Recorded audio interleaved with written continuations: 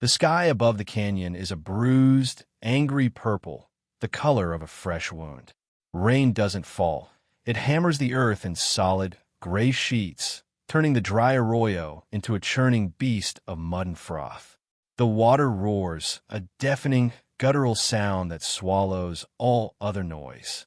In the heart of that chaos is a girl, her simple calico dress plastered to her thin frame, her auburn hair a dark, sodden flag in a maelstrom. She is losing. The current, thick as molasses and strong as a locomotive, pulls at her, trying to drag her under, to tear her from the one thing she holds onto, the slick, trembling body of a newborn colt. The animal is all legs and terror, its eyes wide with a primal fear that mirrors her own. She dove in for him, a single, thoughtless act of defiance against a world that had offered her nothing but cruelty. Now, that act promises to be her last. Her fingers, numb and white, are tangled in its mane. Her own strength is a flickering candle flame against a hurricane. She can't hold on. She won't let go. This is how it ends. She thinks, not with the quiet fading she'd expected in a loveless marriage, but in the savage throat of a flash flood, clinging to a stranger's horse. Danger's close, and a rescue might be at hand. Before we see if justice or peril finds them, share in the comments. What's your favorite story about someone being saved against the odds? And if you're rooting for them, hit like and subscribe. From the rim of the arroyo, a man watches the impossible battle. He is a silhouette against the violent sky, broad-shouldered and still, a man carved from the rock and shadow of the canyon itself. This is his land. That is his colt, born just this morning to his best mare.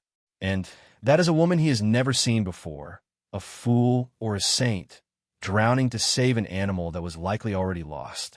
He should leave them. His life is built on a foundation of solitude, each day a carefully constructed wall against the intrusions of the world. Getting involved is a breach he cannot afford.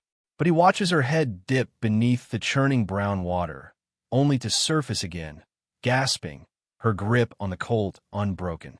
It is a stupid, pointless bravery, and it is the most profound thing he has seen in a decade. A curse slips from his lips, lost in the roar of the flood. He is already moving, his long legs eating up the muddy ground, a coil of rope heavy in his hand. He is a recluse, a ghost on his own land. But the sight of her impossible fight has just resurrected him. And with the snap of a rope through the air, his life and hers were irrevocably changed. The past tense settled over the land as the storm had, a thing of weight and memory. For 5 years, Silas Blackwood had spoken more to his horses and the wind than to any human soul. His ranch was a self-imposed exile, nestled deep in a crease of the territories where the mesas were sharp and the silences were sharper. His cabin was a testament to his purpose, functional, sparse, and fortified against connection. A single bed, a stone hearth, a table, and 2 chairs, one of which had collected a fine layer of dust since the day his wife, Martha, and their boy, Thomas, had been taken by the fever. The dust was a monument. The silence was his penance. He'd bought the land because it was difficult. It discouraged neighbors. The nearest town, Redemption, was a full day's ride, and Silas made the trip only when necessity ground him down to its nub. He was known there not as a man, but as a rumor, the reclusive rancher, the hermit of Bitter Creek, a man who, they whispered, had something to hide or something to mourn. He encouraged both theories with his granite-faced silence. The morning of the flood had started like any other, a sky the color of slate, the air thick with the promise of rain. He'd found his prize mare, Willow, in the small pasture behind the barn, her task complete. Beside her, slick and new and all-leg, was a foal, a perfect miniature of his sire, a strong-waisted stud Silas had paid a fortune for. He'd named the Colt Tempest, a nod to the coming storm, and had been working to reinforce the corral fence when the sky had opened up. The rain was biblical. It fell with a percussive violence that was common in these parts, where weather was not an event but a predator. The dry arroyo that cut across the corner of his property, a dusty snake for 364 days of the year, would soon be a raging torrent. He had moved Willow to the high ground and was heading back for the Colt when he saw it. A section of the fence he hadn't gotten to yet, weakened by a winter of heavy snows, gave way.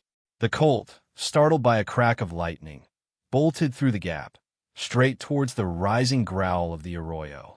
And then he'd seen her, a figure, small and drenched, running frantically along the arroyo's edge. She was a stranger, an impossibility in his sealed-off world. He'd watched, his hand frozen on the barn door, as she'd scrambled down the crumbling bank after the terrified animal.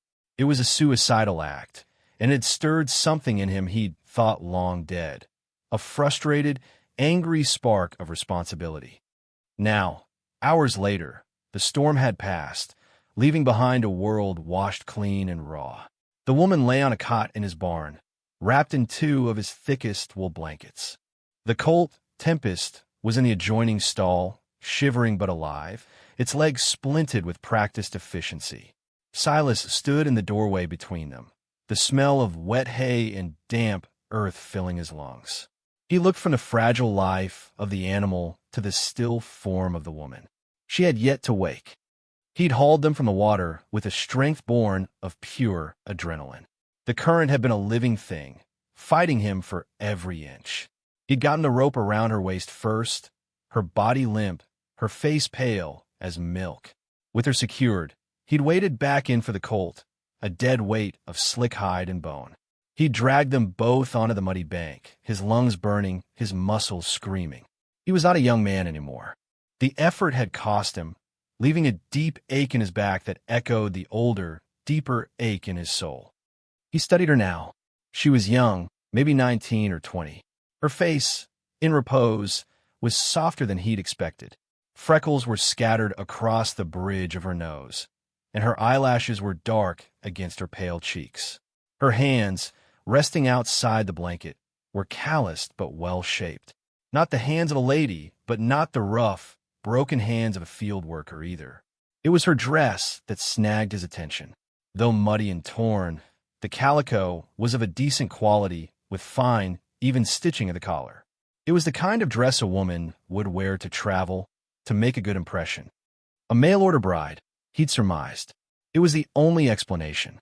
They came by the dozen on the eastbound train, stepping onto the platform in redemption with hope-filled eyes and new shoes, ready to meet men they knew only from letters.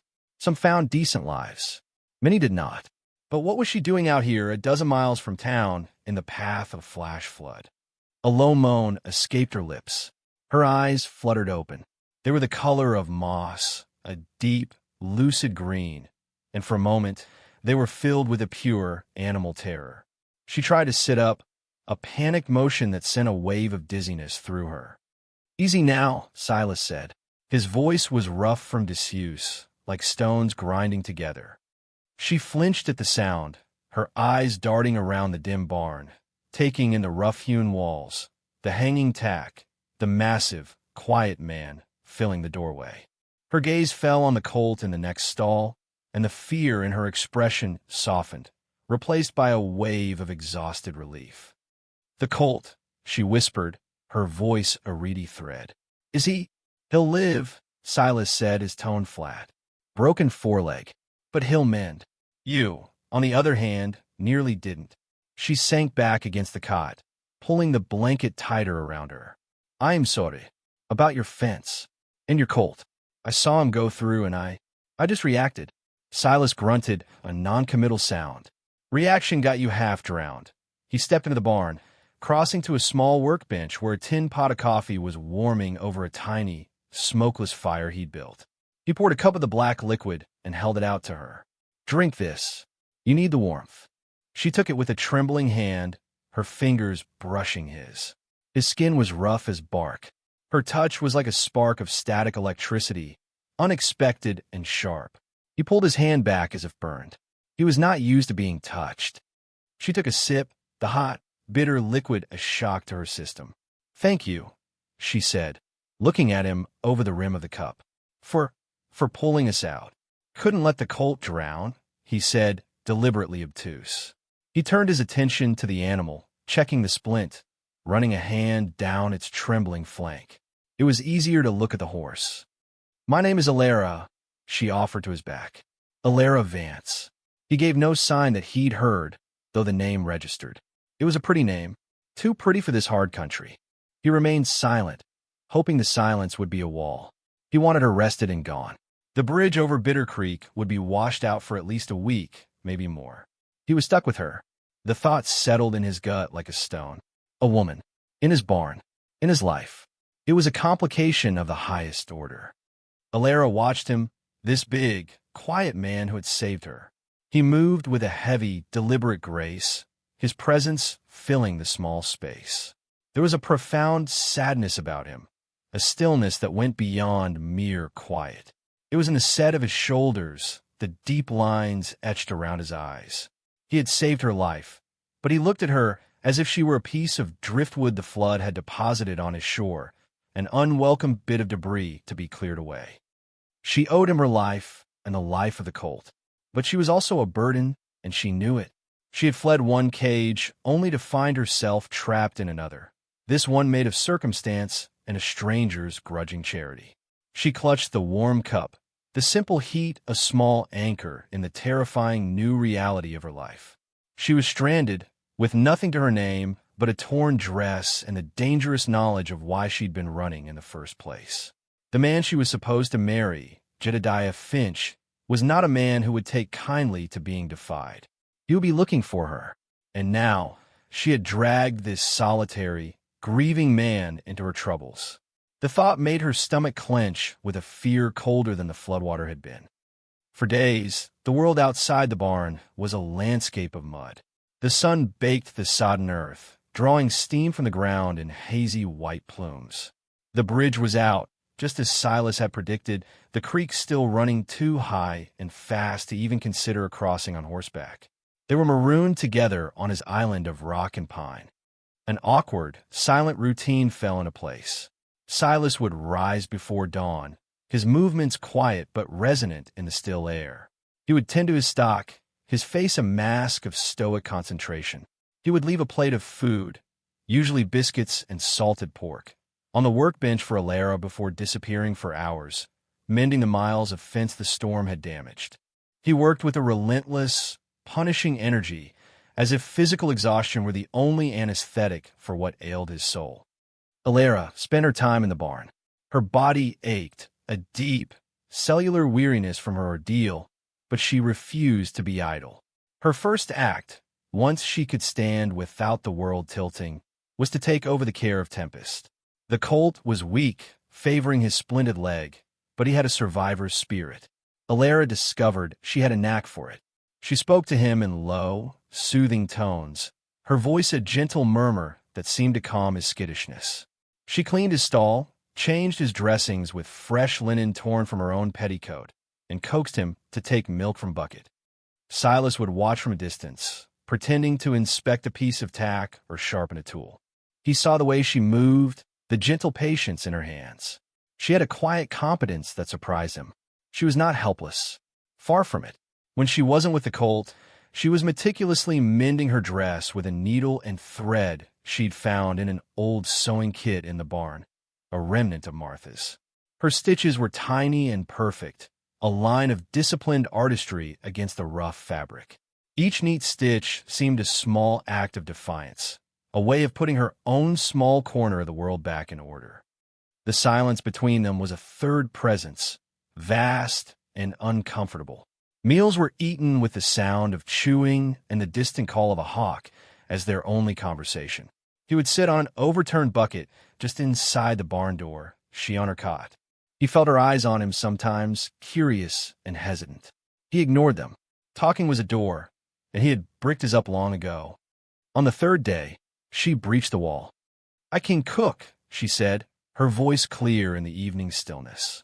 He was checking the Colt's splint, his large hands surprisingly gentle.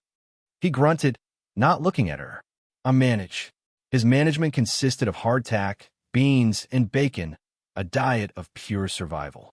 She'd seen the small sack of flour and the neglected vegetable patch near the cabin, choked with weeds but still showing the green tops of stubborn carrots and onions. I could make a stew, she pressed on, her courage faltering under his stony silence. It would be better than biscuits. He finally straightened up and looked at her. Her face was earnest, her moss-green eyes holding his. It had been years since a woman had offered to cook for him. The memory it conjured, of Martha at the hearth, humming a tune, the scent of roasting chicken filling their small home, was a physical blow. He flinched, his expression hardening. "No need," he said, his voice clipped. He turned and walked out of the barn, leaving her standing in a pool of silence more profound than before. Alara watched him go, her shoulders slumping. She had overstepped. This man's grief was a palpable thing, a fortress he patrolled constantly. She just tried to scale the wall and been repelled. Humiliation pricked at her. She was a guest here, an unwelcome one, and she had forgotten her place. Later that night, unable to sleep, she heard a sound from the cabin. It was faint, a low, rhythmic noise, a scraping. Curious, she crept to the barn door and peered out. The moon was high and bright, casting the ranch in shades of silver and black. Silas was sitting on the porch steps of the cabin, a small block of wood in one hand and a knife in the other. He was carving. His head was bowed, his focus absolute. With each stroke, a curl of pale wood fell away. He was shaping something small, his movements precise and imbued with a familiar tenderness she'd only seen him show to the horses. She watched for a long time, a silent observer of his solitary ritual. This was the man behind the stone mask, a creator of small, beautiful things in the dead of night. She wondered what he was making. She wondered who it was for. And for the first time, she felt not fear or gratitude, but a deep, aching curiosity about the man who had saved her life and now refused to even speak to her. The next morning, when she awoke, a small, perfectly carved wooden horse, no bigger than her thumb, sat on the crate beside her cot. Its legs were delicate, its head arched, its tiny form captured in mid-gallop. It was a miniature marvel of life and movement. There was no note, no explanation, just the offering. She picked it up, its smooth, polished surface warm against her palm. She closed her fingers around it, the sharp edges of its tiny hooves pressing into her skin. It was an apology. It was a message. It was the first crack in the wall of silence. She looked towards the cabin, but Silas was already gone, a distant figure riding the fence line, already hard at work rebuilding his defenses. But she knew. Something had shifted between them in the night. The days bled into one another, marked by the slow healing of the colt's leg and the gradual lowering of the creek. The silence between Alara and Silas changed. It was no longer a void, but a space filled with unspoken understanding. He started leaving the sack of flour and a few vegetables on the workbench. She took the hint. By midday, a pot of savory stew would be simmering in the barn, the smell a hesitant offering of comfort. He would eat it without comment, but she noticed he cleaned the bowl every time. One afternoon, she was humming a soft tune while braiding a piece of twine, a melody from her childhood in Ohio. Silas was nearby, repairing a bridle, his hands working the leather with practiced skill. "That's a hymn," he said, his voice startling her. It was the first full sentence he'd directed at her in a week that wasn't about the weather or the horse. She stopped humming, her cheeks flushing. "My mother used to sing it." He nodded, his eyes on his work. "My Martha liked that one." The name hung in the air between them. Martha. So that was her name. The ghost who haunted this place. Alara looked around the barn, at the sewing kit, at the faint smell of lavender that sometimes seemed to rise from an old trunk in the corner. Suddenly, the space felt crowded. "She was your wife," Alara stated softly, not a question. He didn't answer for a long moment. He worked a stitch through the thick leather, pulled it tight with a sharp tug. "And my boy, Thomas," he said, his voice low and heavy, as if he were lifting a great weight. Fever took him both. 5 years ago come spring. The simple, brutal fact of it settled over Alara. The fortress of his grief had a name and a date. The empty chair, the dust, the profound solitude. It all snapped into focus. She saw him not as a gruff recluse, but as a man hollowed out by loss, a man who had chosen to live in a tomb of his own making. "I'm so sorry," she whispered. The words felt small and inadequate. He just nodded, his jaw tight. He had not spoken of them to another soul in 5 years. He didn't know why he'd done it now. Maybe it was the hymn. Maybe it was the quiet way she existed in his space, without demand, without expectation. Or maybe he was just tired of carrying it all alone. The conversation, as brief as it was, changed everything. He had shared his wound with her. It was a sacred trust. In return, she felt a pull to share her own. But her story was not one of clean, honorable grief. It was a grubby tale of fear and escape. Her chance came 2 days later. Supplies were dwindling to near nothing. The creek was finally low enough to cross. A trip to redemption was unavoidable. The prospect filled Silas with a grim tension. "I'll go," he announced at breakfast, his tone leaving no room for argument. "You stay here. Keep out of sight. Don't light a fire that can be seen from the ridge." His worry was a tangible thing. Alara watched him, her heart sinking. "It's because of me, isn't it? You're afraid someone will be looking for me." He set his jaw, refusing to meet her gaze. "Best to be cautious." "His name is Jedediah Finch," she said, the name tasting like ash in her mouth. "He's the man I was supposed to marry." Silas stopped his preparations for the ride. He turned slowly and looked at her, his eyes narrowed. Jedediah Finch was a name he knew. Finch owned the largest mercantile in Redemption and half the land surrounding it. He was a man of wealth and influence, known for his pristine suits, his political ambitions, and a temper as sharp and cold as a winter wind. He was the town's pride, a symbol of its prosperity. "Why'd you run from him?" Silas asked, his voice low. Alara took a deep breath, clutching the small wooden horse in her pocket. "I arrived in Redemption 3 weeks ago. Mr. Finch was attentive. He showed me the fine house he'd built, told me of the life we would have. It was everything a woman is supposed to want." Her voice trembled slightly. "But there was a cruelty in him. I saw it in small moments. The way he spoke to the stable boy. The way he yanked on his horse's reins until its mouth bled." She paused, remembering the final, clarifying incident. "The day before I left, we were riding out to view a property he was buying. A stray dog, just a skinny mutt, ran out in front of his horse. He didn't swerve. He spurred the animal deliberately and rode it down. He laughed about it." She looked at Silas, her eyes pleading for him to understand. He laughed, and he looked at me, as if expecting me to share the joke. In that moment, I knew I would rather die in a ditch than be that man's wife. So I packed my small bag that night, took what little money I had, and I walked away. I was trying to get to the next territory, to find work, when the storm hit." Silas listened, his face unreadable but for a muscle twitching in his jaw. He was a man who lived by a simple code. A man's worth was measured by how he treated those weaker than himself. Children, servants, animals. Finch's casual brutality was a stain, a deep moral failing. He looked at Alara, at her earnest, frightened face, and he understood her flight completely. He also understood the danger. Finch was not a man to be slighted. He would see her departure not as an escape, but as a theft. She had stolen his pride, and he would hunt her down to reclaim it. "He told me once," Alara added, her voice barely a whisper, "that everything in his life was a possession, that he owned his store, his land, his horses, and that he would own me." A cold fury, an emotion Silas hadn't felt in years, coiled in his stomach. He had built his world to keep the ugliness of men like Finch out. Now, a piece of that ugliness was trying to force its way in, threatening the one small flicker of life that had found its way into his solitude. His plan to simply hide her until she could move on evaporated. This was no longer about caution. It was about protection. He slung his saddlebags over his shoulder. "Stay in the barn," he commanded, his voice rougher than before. "Don't open the door for anyone." He rode out not just for flour and salt, but as a scout on a reconnaissance mission. He was riding into enemy territory.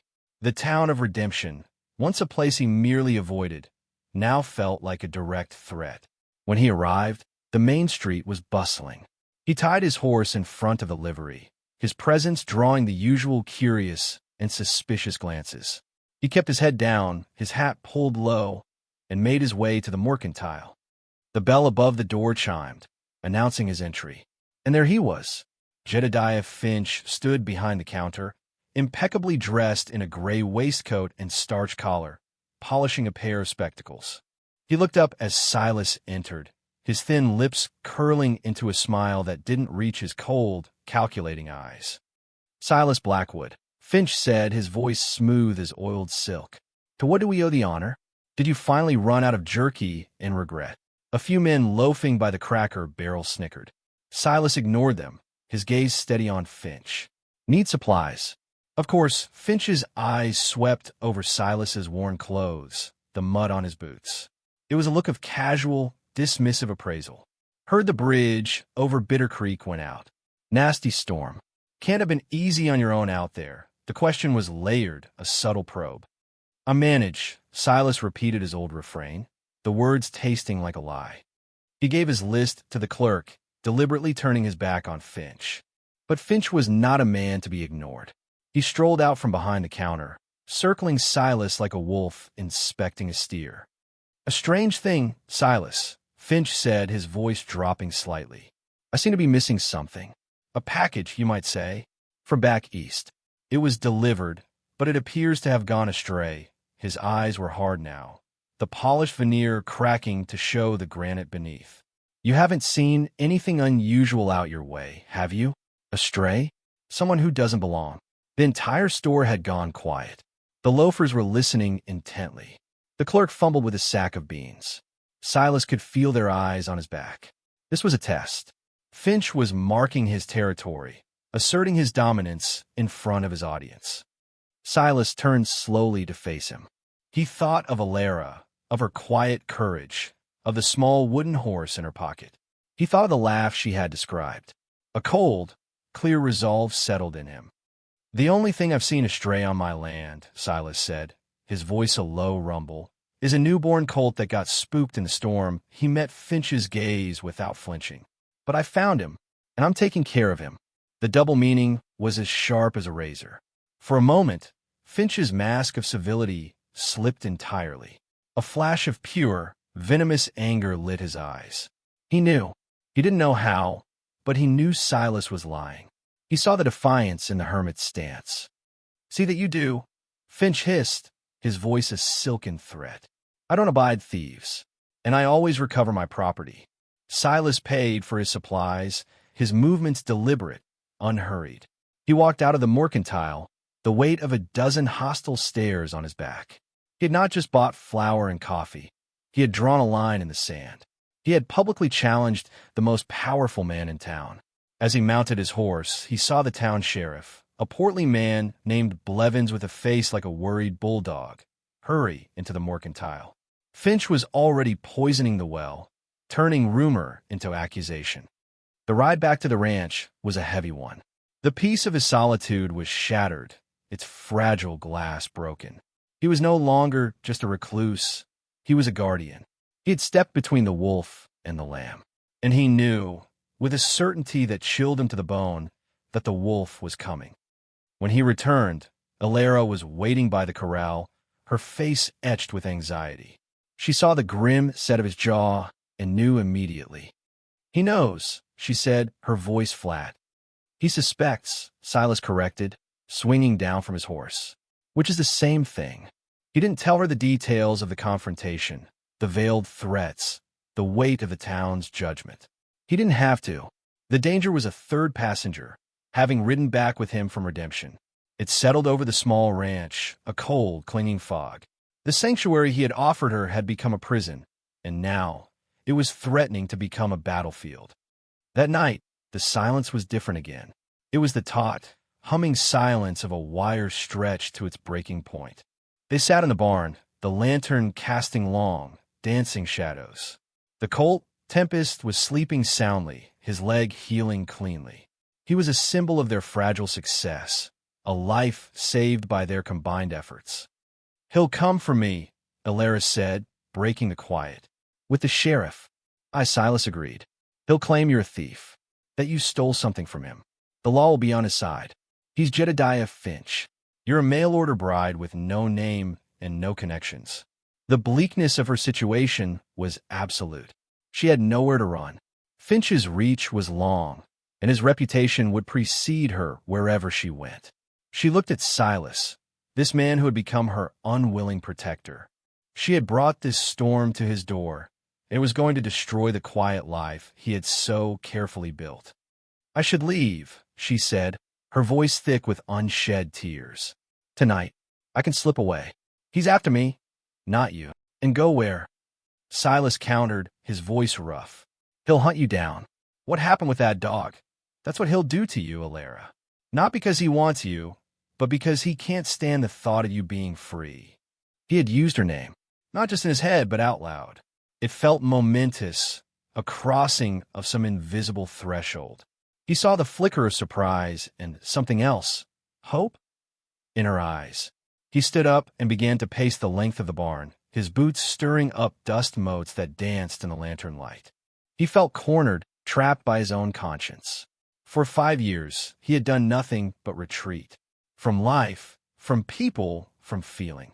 Running was not in his nature, but it was all he'd done. Now, this slip of a girl with moss-green eyes and a spine of steel was forcing him to make a stand. He stopped pacing and stood before her, his large frame blocking out the light. His face was a mask of grim determination. "There's one way," he said, the words coming out slow and heavy, as if he were laying foundation stones for a future he hadn't dared to imagine. "One way to give you a name. One way to give you protection that even a man like Finch has to respect, at least on the surface." Alara looked up at him, her heart hammering against her ribs. "What way?" He drew a long, ragged breath. "Marriage." The word dropped into the silence of the barn like a meteor. Alara stared at him, speechless. Marriage. To him, a man she'd known for a little over a week. A man who barely spoke, who was haunted by ghosts she could never replace. "As my wife," he continued, his voice low and steady, "you wouldn't be his runaway property. You'd be my responsibility. An accusation of theft against you would be an accusation against me. Finch might be powerful, but he can't just ride onto a man's ranch and take his wife without starting a war. It would give us time. It would give us a shield." He wasn't proposing love or companionship. He was proposing a tactic, a legal maneuver, a marriage of convenience, forged in desperation. It was a crazy, impossible idea. It was also the only lifeline they had. "In name only," he added quickly, seeing the shock and fear on her face. "A contract. To protect you. Once Finch gives up, or you're safe to move on, we could undo it." She looked around the barn, at the sleeping Colt, at the small wooden horse she'd placed on a ledge. This place, this man, had been her shelter. He was offering to make that shelter a fortress at immense personal cost. He was offering to sacrifice his precious solitude, to tether himself to her trouble, to face down the most powerful man in the county for her. The alternative was Finch, his cold eyes, his cruel laugh, his belief that he could own her spirit as easily as he owned his land. She thought of the way Silas's hands were gentle with the Colt, the way he'd left the carved horse for her without a word, the way he'd spoken the names of his wife and son, sharing the crushing weight of his past. He was a good man, a broken man, but a good one. She rose to her feet and stood before him, her chin lifted. "Yes," she said, her voice clear and steady. "I'll marry you, Silas." His shoulders, which had been tensed up to his ears, sagged with a fraction of relief. He gave a single, sharp nod. The decision was made. A pact was sealed, not with a kiss or an embrace, but with a shared look of grim resolve in the dusty, lantern-lit barn. The hermit and the runaway were about to become husband and wife, and they both knew that the real storm was yet to come. The plan was simple and desperate. The circuit judge was in Prairie Dog Creek, a 2-day ride to the north. It was a smaller, less developed town than Redemption, a place where Jedediah Finch's influence was a distant echo rather than a booming command. They would ride there, get the paperwork signed, and be legally bound before Finch and Sheriff Blevins could rally a formal posse. They left at first light. Silas packed 2 mules, one with their meager supplies, the other carrying Tempest. The Colt was now strong enough to stand for long periods, and Silas had fashioned a padded sling in a crate that allowed the animal to travel with relative comfort. Leaving him behind was not an option. The Colt was the beginning of their story, the living symbol of their alliance. Alara rode Willow, the mare, whose gentle nature was a small comfort. Silas rode his own steady gelding, his rifle resting in its scabbard, his eyes constantly scanning the horizon. He had left his isolated life behind. Now he was a strategist, a protector. The first day's ride was tense but uneventful. They moved through a landscape of stark, imposing beauty. The air was clean, the sky a vast, empty blue. They spoke little, but the silence between them had transformed again. It was now a shared concentration, a partnership. He would point out a landmark. She would spot a source of clean water. They moved as a unit, two people bound by a common goal and a common enemy. That night, they made a cold camp in a rocky overhang, the mules and horses tethered nearby. The fire was small, shielded by rocks, giving off just enough heat to ward off the high country chill. Alara found herself watching Silas as he checked the animals, his movements economical and sure. He had sacrificed his peace for her, and the weight of that debt sat heavily on her heart. She wasn't just a burden anymore. She was a cause, and it terrified her. "Are you afraid?" she asked, her voice soft in the crackling quiet. He looked over at her, his face illuminated by the firelight. The flames carved deep shadows into the lines on his face, making him look older, wearier. "I'm not afraid of Finch," he said slowly. "I'm afraid of what men like him make other men do. Blevins isn't a bad man, not at his core, but he's a weak one, and weak men in the service of powerful ones are more dangerous than anything." He looked away, towards the vast darkness that surrounded them. "I've spent 5 years running from the world, Alara. I'm not a good hand at fighting it anymore." "You defended me," she said, her voice fierce with a loyalty that surprised her. "In the store? You stood up to him. That wasn't running." A faint, sad smile touched his lips. "No," he admitted. "It wasn't." He looked at her then, a long, searching look. "Get some sleep. We have a long ride tomorrow." But sleep did not come easily to either of them.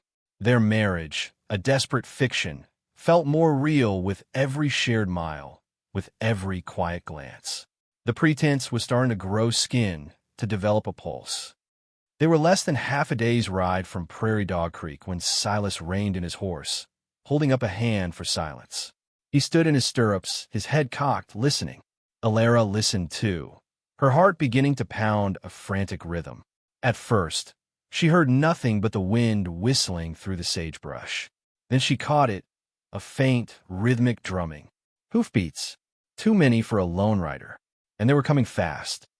"Behind us," Silas said, his voice grim. "They took the North Pass. Cut us off." He didn't need to say who they were. Panic, cold and sharp, seized Alara. Finch, he had anticipated their move. "What do we do?" she whispered. Silas's eyes swept the terrain. They were in a wide, open basin, with little cover but for some scattered rock formations a few hundred yards ahead. "We ride for those rocks. Make a stand there." There was no thought of surrender in his voice. The time for running was over. He spurred his horse, and Alara followed suit, urging Willow into a gallop. The mules, burdened by their packs, struggled to keep pace. The drumming behind them grew louder, a sound of imminent doom. They reached the rock outcropping, a jumble of granite boulders that offered some measure of defense, and dismounted just as the riders crested the ridge behind them. There were 5 of them. Jedediah Finch was at the forefront, mounted on a magnificent black stallion. He was no longer in his town clothes. He wore riding leathers, a gun belt strapped to his waist. He looked like a dark, avenging angel.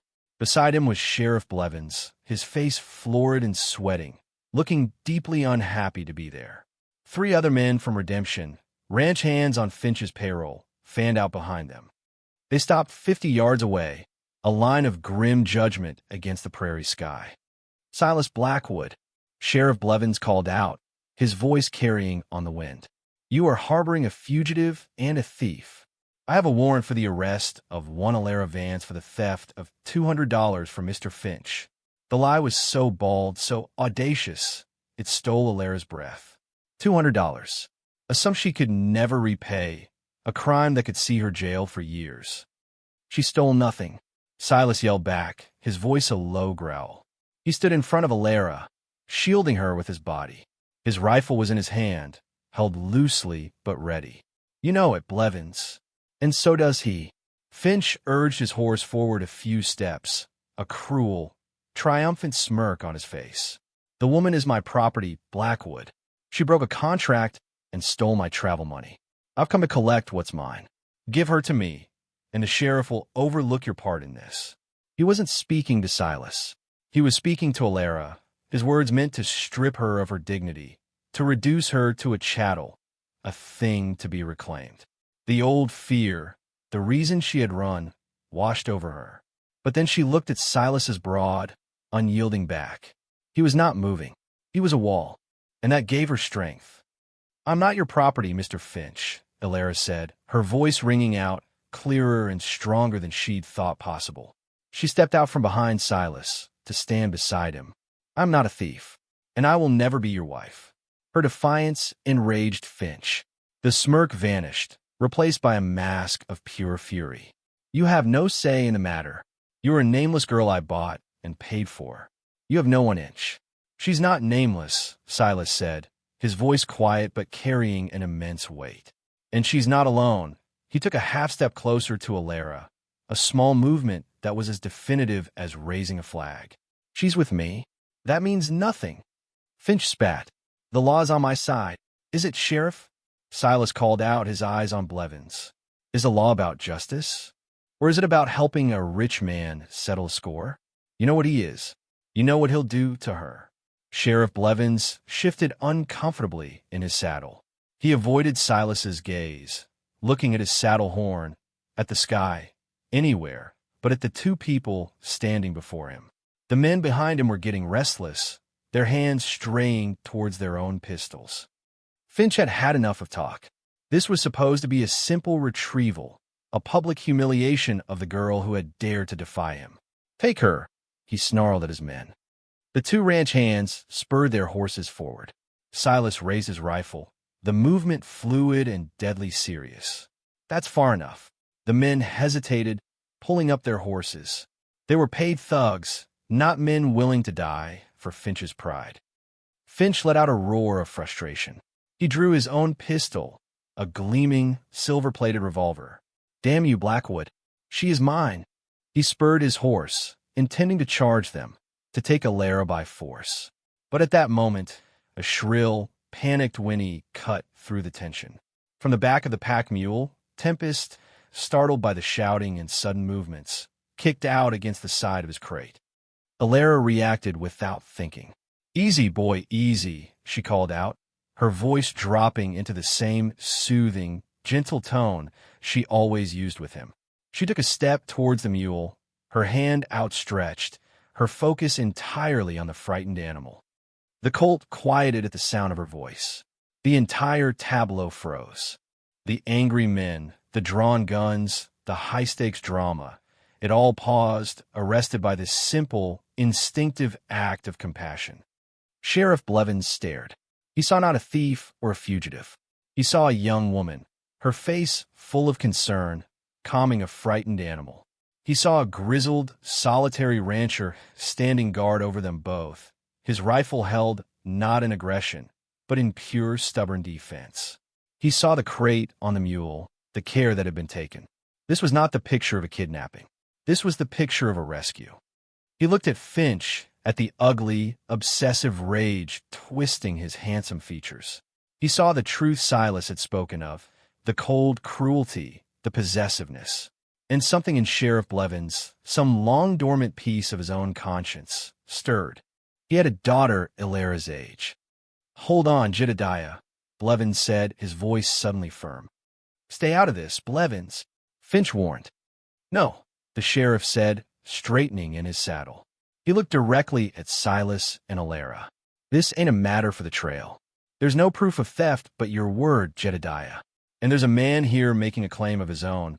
He holstered his pistol, a decisive, final sound. This is a matter for the judge in Prairie Dog Creek. Not for guns. Finch was apoplectic. I pay your salary. You work for me. No, Mr. Finch, the sheriff said, his voice weary but clear. I work for the law. Such as it is, he turned to his men. We're heading back. Now, the hired hands, looking relieved to be spared a gunfight, needed no further encouragement. They turned their horses. Finch stared, his face a thunderous mask of disbelief and hatred. He had been denied his prize, his public victory. He looked from a sheriff to Silas and Alara, his eyes promising retribution. This isn't over, Blackwood, he hissed. Then he wrenched his horse's head around, a savage, punishing movement that made the animal cry out, and galloped away, his fury a black cloud receding into the distance. Silence descended on the basin, broken only by the wind and the soft stamping of the horses. The threat was gone. They had faced the wolf, and the wolf had, for now, retreated. Alara felt the strength go out of her legs, and she leaned against a boulder, her breath coming in ragged gasps. Silas lowered his rifle, the tension draining from his shoulders. He walked over to her, his face grim, but his eyes soft with a profound relief. He stood before her for a long moment, the unsaid things filling the space between them. The marriage proposal had been a tactic. The ride had been a flight. But this standoff, this was something else entirely. This was a choice. They had stood together, not as a man and his ward, not as a protector in his charge, but as partners. He reached out, not to touch her, but to gently stroke the nose of the mare she'd been riding. You were brave, Alara, he said, his voice low.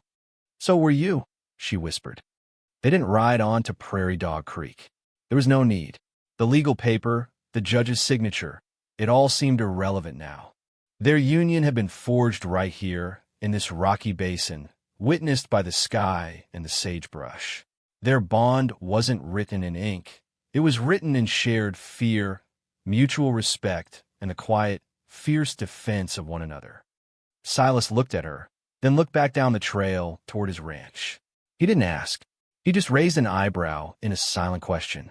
She understood completely. She wanted to go home. She nodded, a small, certain movement. Let's go home. The return journey was a world away from the tense flight that had preceded it. A quiet peace had settled between them. The threat of Finch still lingered, a distant shadow on the horizon, but it no longer felt immediate or all-powerful. They had faced him down and found a strength in each other they hadn't known they possessed. When they rode back onto Silas's land, the small cabin and barn looked different to Alara. Before, it had been a temporary shelter, a stranger's property. Now, framed by the setting sun, it looked like a haven. It looked like the first real home she had ever had. Silas helped her dismount, his hands steady on her waist. The simple contact was no longer awkward or charged with the strangeness of their first encounters. It was familiar grounding. He let his hands rest there for a moment longer than necessary, a silent acknowledgement of all that had passed between them. Inside the cabin, the space felt transformed. It was still sparse, still bore the marks of Silas's long grief, but it no longer felt empty. Alara's presence had subtly changed it. A pot of wildflowers she'd picked sat in a tin cup on the windowsill. The scent of the stew she'd cooked still clung faintly to the air. It was no longer just a space. It was theirs. That evening, he didn't retreat to the barn. He brought the little wooden horse in from its ledge and set it on the mantelpiece, beside a faded photograph of a woman with a kind smile and a small, serious-looking boy. Martha and Thomas. He was not replacing them, she understood. He was adding to them. He was letting new life into his house of memories. He made coffee, and they sat at the small table, the two chairs no longer seeming one too many. He told her stories about his son, about how the boy had loved horses more than anything. She told him about her home in Ohio, about her dream of one day seeing the ocean. They talked for hours, the words flowing easily, filling the spaces that had once been dominated by silence. Later, As the fire in the hearth burned down to glowing embers, he looked across the table at her. The lantern light caught the green of her eyes, the auburn tints in her hair.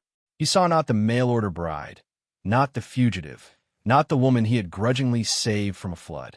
He saw Alara. He saw her courage, her quiet strength, her profound kindness. "The cot is still in the barn," he said, his voice rough with an emotion he couldn't name. "But you are welcome in this house. There's a small room. It was Thomas's. It's been empty a long time."